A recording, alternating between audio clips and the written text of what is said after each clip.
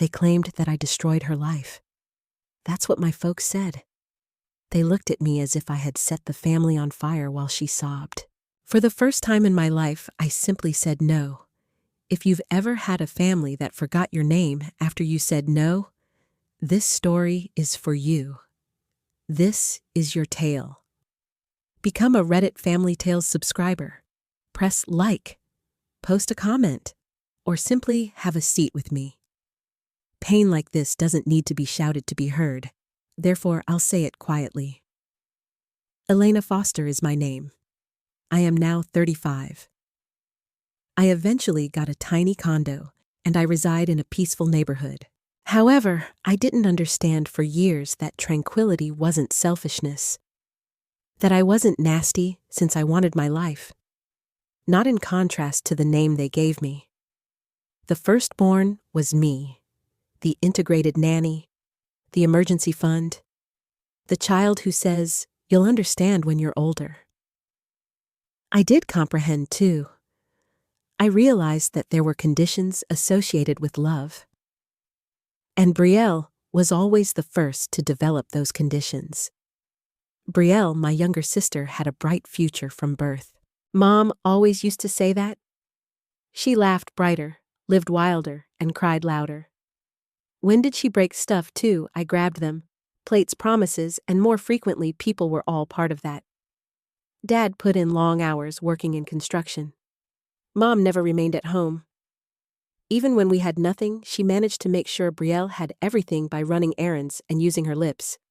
They informed me early on that my function had changed. I had 2 part-time jobs while I was in high school. A book. One of my jobs was to pay for Brielle's braces. I gave her my summer savings when she sobbed about being teased because of her teeth. I didn't tell her. I refused to take credit. All I wanted was for her to be all right. State college accepted me. To save money, they lived at home. A private university beyond her financial means accepted her.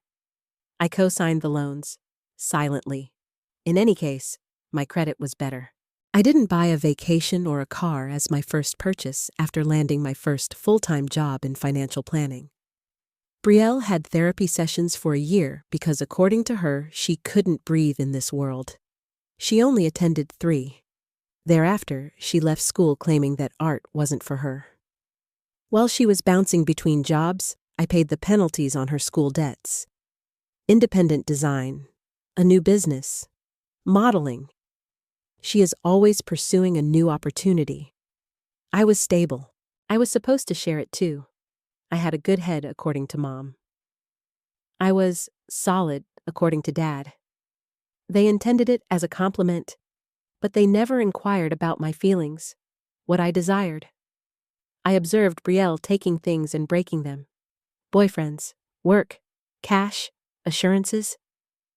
But for her, they always had an explanation. She is sensitive. She is working it out. She will land upright. And me? The floor she kept landing on was me. Nevertheless, I stayed. Still, I was helpful. One day, I stopped being helpful. I can still clearly recall the day. Years later, you can still smell the scent of that day.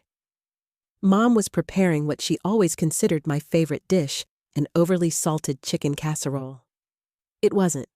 However, I remained silent. In our household, things changed after Brielle voiced her displeasure.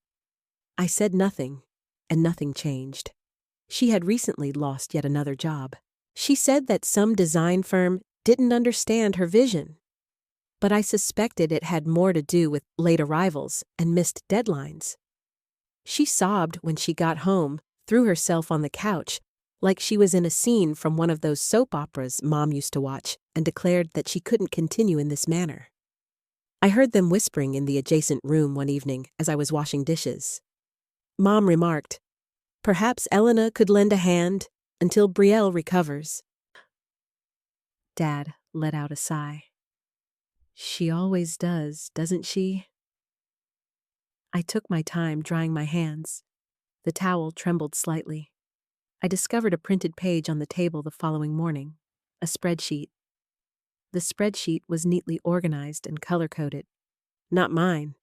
I provided nearly all of the funding for the financial recovery plan that Brielle had created for herself. She had not inquired at all. She started crying as soon as I mentioned the financial recovery plan, and it seemed like she was practicing her response. "You also don't have faith in me?" Her voice was shaking as she spoke. "You believe that I am also a failure?" Mom interrupted me before I could respond. "She is your sister. You've always been more stable and in charge. She only needs minor assistance."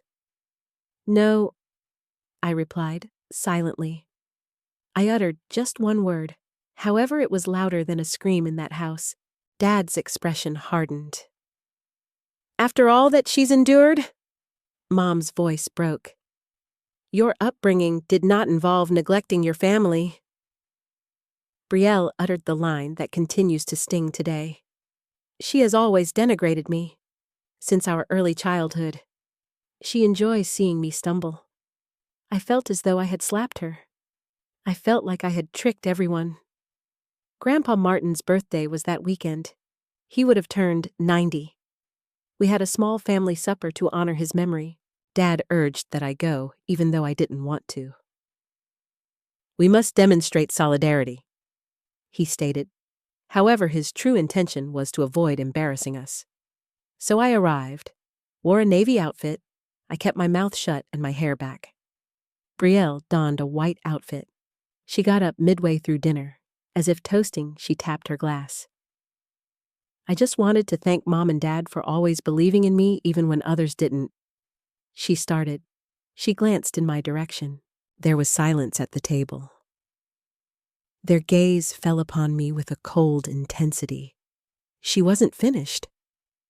"Love is conditional, according to some individuals, bound to control and money. However, true family does not desert you in times of need. True family doesn't say no, merely out of fear of your success."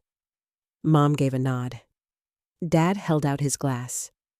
And me, I neatly folded my napkin, stood, walked away. Behind me, I could hear Brielle's voice, which was just dramatic enough to crack. Everything was damaged by her. "She wants me to fail. She has always done so. No one followed me, not one." I drove quietly home. Blinking through tears, the only sound was my signal light turning. I ended the family group chat that evening. I removed the framed picture from my wall. And somewhere far long away, I opened my laptop to send in a resume. I had completed my task. It was 3 weeks later. There were no phone calls. Don't text. Don't even ask, "Have you arrived home safely?" following that meal. You would think that by now, I would be accustomed to the fact that they could turn off like a switch. However, it never feels natural for the folks who reared you to be silent. It seems like you never truly get over it, you just manage to survive it. The invitation then arrived. An occasion for the family to celebrate Brielle's new beginning. The invitation included a breakfast at the Sycamore Club, which was Dad's favorite place to feel important. The card had a monogram and was shiny. At the bottom was my name printed. I nearly tossed it away. Curiosity, however, has a harsh draw. All I was going to do, I told myself, was make peace. In the mirror, I even rehearsed kind expressions like, "I hope things are better now," and "I wish you well." Mostly, though, I just wanted to see them as a final reminder that I had made an effort. Nothing had changed with the Sycamore Club. It still had the scent of lemon oil and polished wood. I was 5 minutes early. There was still nobody seated. As they entered, they feigned shock at seeing me as if someone else had accidentally inputted my name. Brielle wore too much perfume and pastel blue. As if we were strangers at a museum opening, she gave me a quick peck on the cheek. She smiled sharply and continued, "I'm glad you could come." I gave a nod, sat in silence, observed them drinking champagne. Then the time arrived, the toast. As usual before a lecture, Dad cleared his throat while standing with a glass in hand. He declared, "We're here to celebrate resilience. Brielle has experienced a lot this year. She has faced a great deal of hardship. Nevertheless, she has climbed. She is in control of her life. Began a new project alone." I blinked. By herself.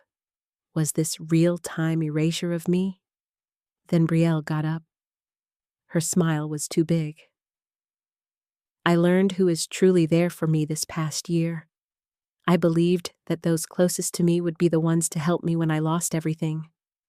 However, some individuals only love you when it suits them, while you remain inside a box that was constructed for you."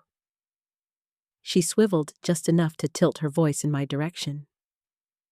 "However, I'm done apologizing for my need for assistance, and I've had enough of people making me feel inferior just because I asked." Approval murmurs. Her mother wiped at her eye. The cousins even applauded. It was a theater. They also selected me to portray the antagonist. I had the option to get up. To give her another chance, I could have yelled the truth about the loans, the therapy, the rent I paid, and the meals I skipped. Instead, I simply grinned. Not rudely, I was exhausted. I held up my glass. I answered, "To your independence," and took a slow sip. Her face briefly flashed at that point. Perhaps confusion, fear perhaps, since she anticipated a fight. Not quiet. Once they served dessert, I excused myself. Nobody attempted to stop me. I stopped next to my car in the parking lot. There was no sun. Warm. Still. However, something had gone cold and clean inside of me. I wasn't upset. I wasn't damaged. I had completed my task. I packed that evening. I left a note for the landlord on my kitchen counter.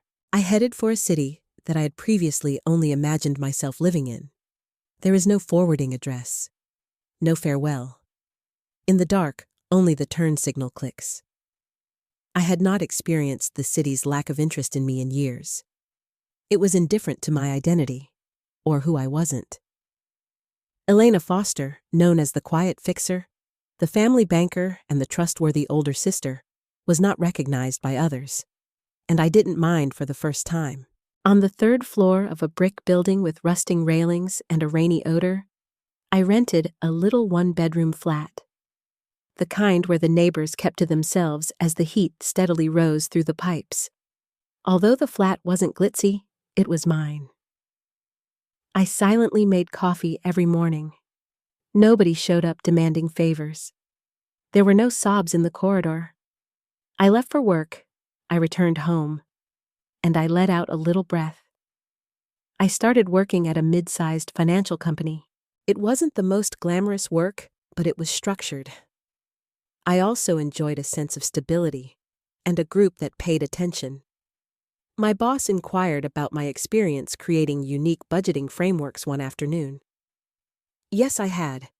Actually, 2 years prior, when Brielle was drowning in debt and pleaded with me for assistance, I had written one. I spent many hours creating a comprehensive system that was time-phased, color-coded, and flexible. She didn't ever open it, claimed that it caused her anxiety. I had it still. That evening, I emailed the file. It was circulating the department by dawn. 2 weeks later, the department called me to a meeting, not to be chastised, for advertising. 3 regional branches were to adopt my concept according to the board. They offered me my team and a new title, Director of Strategic Budgeting. Suddenly, something I created for a non-caring person turned out to be the secret to my life's transformation. I got a decent desk for myself. I also acquired a comfortable armchair for myself. I framed a picture of a woodland walk I had trekked by myself, not of my family. I always took the long route home from work. I went by a bakery that had a cinnamon scent. Through the window of my apartment, I observed the changing seasons as if they were a slow-motion watercolor. After 6 months, it finally arrived. Tuesday a.m., overcast, early. My coffee had just been poured. Once my phone buzzed, but then again. I made a total of 14 phone calls. All of the calls came from home. Mom, Dad, Brielle too. I didn't respond. Rather, I accessed my work email and quickly perused a few reports. I poured more coffee, let my cheek be kissed by the steam. I felt safe in my solitude, but I gave in by noon. I opened the last voicemail. It was the clipped, trembling voice of my mother. Elena, give us a call. It's Brielle. We have carried out an investigation. Deception. The authorities have blocked her account, and they might also take ours. We need someone who understands finances, the attorney added. We need you. The final phrase weighed more than the others. You are necessary for us. Not how are you? Not we were in error. Simply necessary. Once more. I carefully dropped the phone onto the cushion of the couch next to me. My coffee was chilly. My gaze was fixed on the ceiling. The only sound was the refrigerator's gentle hum. That spreadsheet sprang to mind. The one she threw out. She was the one who had created the very world from which she now sought to escape. And I pondered how odd it was that they never forgot me only when everything was collapsing. I took a while to call back. I folded laundry instead. I folded the laundry slowly with my hands moving while my thoughts wandered. I aligned the towel's corners precisely. The shirts were arranged in silent rows. My phone came back to life somewhere in the background. One more call. One more appeal was made. I flipped it over. I had a cup of tea at the window later that night and watched the street lamps turn on one by one. I reflected on the version of myself that they still trusted, the one that always picked me up, always filled in the gaps, and always said, yes, the girl has long since vanished. What about this woman? She wasn't upset. She was simply unambiguous. I called back the following day. Only once. Just enough time to say, I'll see you. Just once. Neutral location. 2 towns outside the city, they selected a tiny diner. I got there early. It's early enough that you can choose the booth that faces the entryway. I was hoping to surprise them. Mom entered first, gripping her purse as if it were the last vestige of self-control. Dad trailed behind more slowly than I recalled, his brow already furrowed. Brielle was last. She appeared thinner, lighter, but her jaw twitched with the same defiance. I'd seen it far too often to fall for the trick.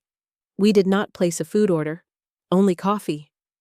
Before anyone ventured to speak, there was a long period of stillness between us. Dad cleared his throat at last. Elena, we're having problems. The bank has locked our accounts.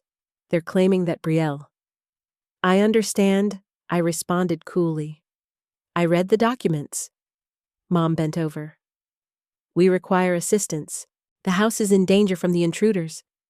There may be an impact on your father's pension. Andy, I asked, keeping my gaze fixed on my sister. She turned her head away. Don't apologize, only discomfort.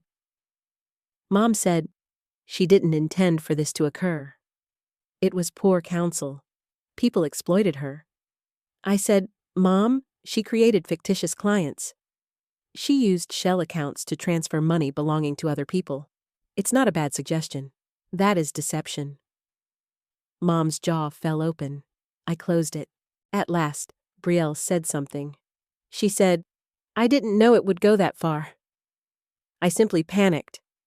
I reasoned that no one would notice if I fixed it quickly enough. You want me to fix it now? I inquired. Don't use poison. Curiosity only. A long pause ensued. Finally, Dad answered. Yes. I opened my bag, took an envelope out, put it on the table between us. They left it alone, simply gazed. It's not cash, I remarked. It's not a check.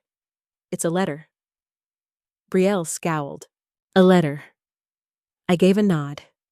From me. This is addressed to all three of you. Months ago, I wrote it, after I left.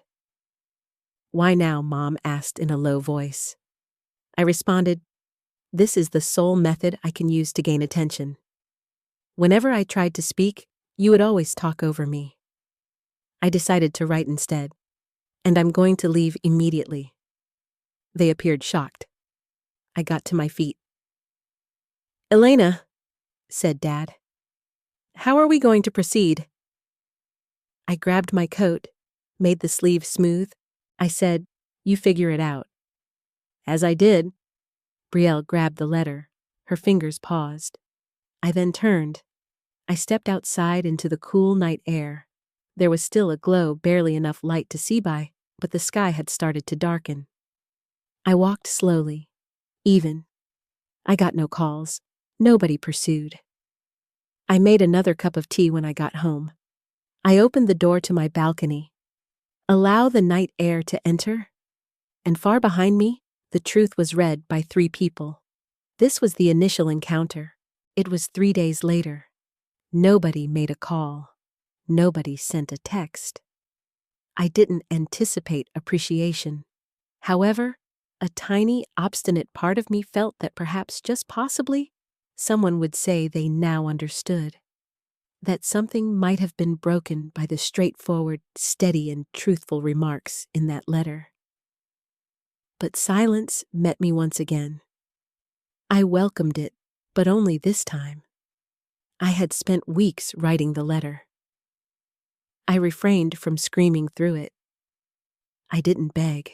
I told them about the young girl who sacrificed her dance classes to get braces for Brielle. Dad needed the gas money for work, and the family car broke down, so the teen skipped prom. The young woman co-signed college loans for someone who mocked her rules. I assured them that I recalled every detail. I remembered every sacrifice and every dismissal. It was always my intention to remain calm, allowing Brielle to grieve peacefully.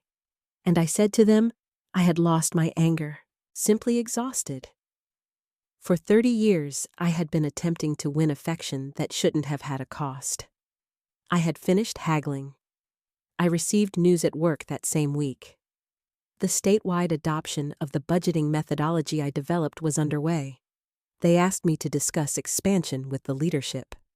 A local business publication requested an interview. The quiet genius behind a breakthrough in accessible finance. They referred to me. Yes, I replied. I didn't ask for attention, but because the world was listening this time, the girl they had previously silenced had something to say. I received a call from an old neighbor back home in the interim. Dad used to cash his checks at the same bank where she worked. She politely informed me that the family home was up for sale. Frozen assets, legal charges, and on each form was a name, Elena Foster. They were falling apart, and I wasn't. I didn't feel victorious. Simply remained motionless, similar to a lake following a storm. I was asked if I desired retribution, if I were to return and show them who I had grown into. In actuality, though, I didn't have to. Because of the decisions they made, their world was getting smaller. My own world was expanding due to the boundaries I eventually established. I still thought about them on some days. Not in agony. The thoughts were not filled with affection. Only as a fact. An old snapshot in a drawer with faded hues and curled edges nonetheless tells a tale. I never blocked their number. I didn't have to. They ceased making calls, since they were aware. At last, they discovered everything was originally carried by the girl, had put it down at last.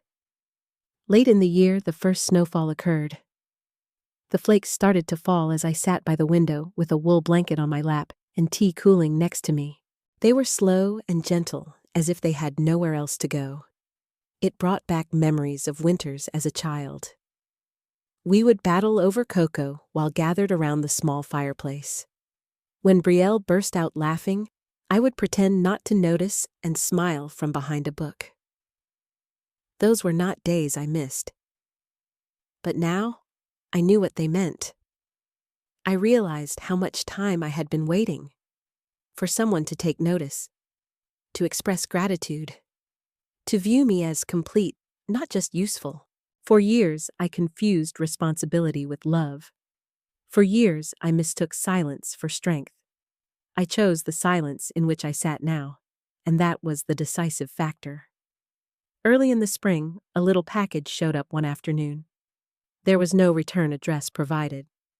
The package contained only my name, written in a delicate and familiar calligraphy style. There was a card inside. "Don't apologize." 3 simple words. You were correct. I didn't have to inquire about the sender. I also didn't have to respond. I put the card in a drawer with extra buttons, outdated receipts, and items that were no longer needed. I opened the window after that. Allow the wind to enter. And I let out a breath. I went for a stroll in the park close to my apartment that weekend. An ancient swing set nearby has peeling paint and a frame that creaks a little in the breeze. I allowed my feet to touch the floor while I sat on the far left swing, the one that doesn't tilt. Nearby children laughed. In the distance, dogs were barking. Life continued. I shut my eyes. I wanted to leave a lasting impression. However, I chose to remember on my own terms. Ultimately, I didn't require a confrontation. An audience wasn't necessary for me. I didn't need a tidy presentation of justice. I required tranquility, and I got it. The sun warmed my face as the swing moved softly beneath me. No titles. There was no drama. There was only space, air, and the gentle beat of a life that was no longer borrowed. The hero wasn't me. I wasn't the bad guy. I was just the one who decided to leave and didn't turn around. Because occasionally the most effective thing you can do is to leave the door open, but never go back through it.